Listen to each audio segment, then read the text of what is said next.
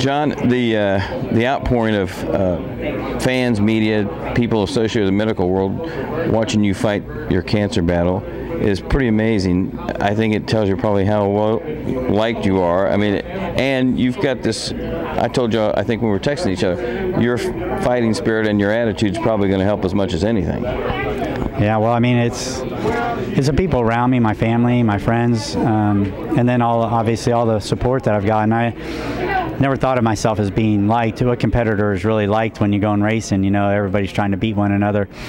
But Mario, when I talked to him, he said, you know, it's a racing community. You know, it doesn't matter where you are in the community. When somebody in the community is struggling, they gather around just like family, and they fight together, and that's what this is. And I guess I've never really seen it in a big way, because you know, you just think about it and you do it and then you move on. And with this, it's not that simple. People are, you know, even with Michael doing the T-shirts and for the whole team today and running on the Indy cars and stuff, I thought, well, you know, of course Michael will support it because he's my cousin and we're really close. But to see it just blossom out, it's I call it a mini movement, and I'm hoping the ripple after all this happened doesn't go away. That people still recognize that they need to be doing this, and that the ones that are doing it now, they can recognize that they need to be doing it later. Let's talk about your T-shirt and just explain to people what this is and what they can do to help. Yeah, it's great. It's BSN Sports came up with this T-shirt. It's in it to win it. It's got my signature on it. So, and then on the back side, what it is, it's basically the message. Check it for Andretti. You know, be sure to get your colonoscopy today. So, I mean, you got to schedule these things, and it's hard to remember. So now what we're doing, if I would have had this message pounded into me, think how much more guilty I would have felt not doing it, because now you know that's out there. You know you need to be doing it. Just go get it done. It's the easiest process, and anybody that does it now has become an advocate of the drink, the prep, and everything else is so easy comparatively. My one recommendation is don't eat before you prep. You know, it makes the prep go a lot easier. That's my only recommendation. But I mean, you look great, and you've been taking chemo, and you were explaining in the press conference how that's the worst thing you had to battle, chemo. Yeah, it's this is my second week. I get it every 2 weeks. It takes 3 days, and so I start coming more normal towards as we get to this point. But then I go back in on Monday, and I get chemo for 3 days. But I'll be back here at the track on Thursday and Friday, and maybe even Saturday of race week, just because that actually gives me energy too to keep moving on, and it's a little bit harder on me.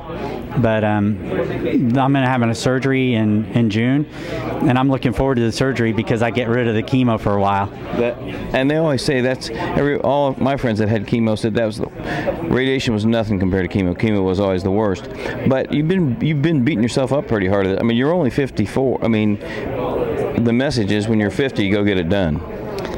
Yeah, I've been beating myself up because I do take care of myself. I do look at things. I always had physicals, and extensive physicals, not just, you know, hey, are you okay, and how's your eye look? You know, it's and so to get this point, you know, really I should have been more aware of it. You know, it's like I'm a health fanatic, but I do understand what good health means, and so the part that I beat myself up on is what I've done to my family. You know, it's not what I've done to me, it's what I've done to them, and the stress that it's put on them and their daily lives and what they have to go through.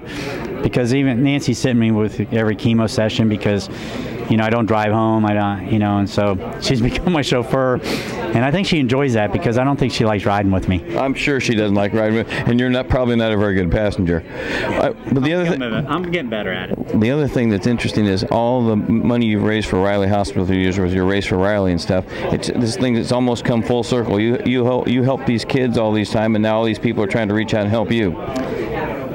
You know, I'll tell you what's really amazing is I've had a lot of Riley kids reach out to me saying they're praying for me. I mean, are you kidding me? I mean, the inspiration behind all this, I can't ever complain about the day that I'm having, and I still can't complain about what's going on. I've had a great life and all that. I look at these kids, and it's not, for what happened to me has happened. What happened to them is unfair. Right. And so everything I've ever done has always been surrounded by them, and so they all become friends, and, you know, we're like a big family. After 20 years, you know, the other day Dave first mentioned it. He goes, "You've affected a whole generation of Riley kids. You've been around that long," and it just kind of resonated at that point that, yeah, I mean, I've seen so many families, and there's been a lot of heartache in the middle of that, and I hate for families to have to deal with that. This is really simple compared to what they go through, and yet they're reaching out to me saying, "We're praying for you, we're doing this," they're sending me gifts, or I'm like, how does that work? I mean, they're the greatest kids on the planet. Sure.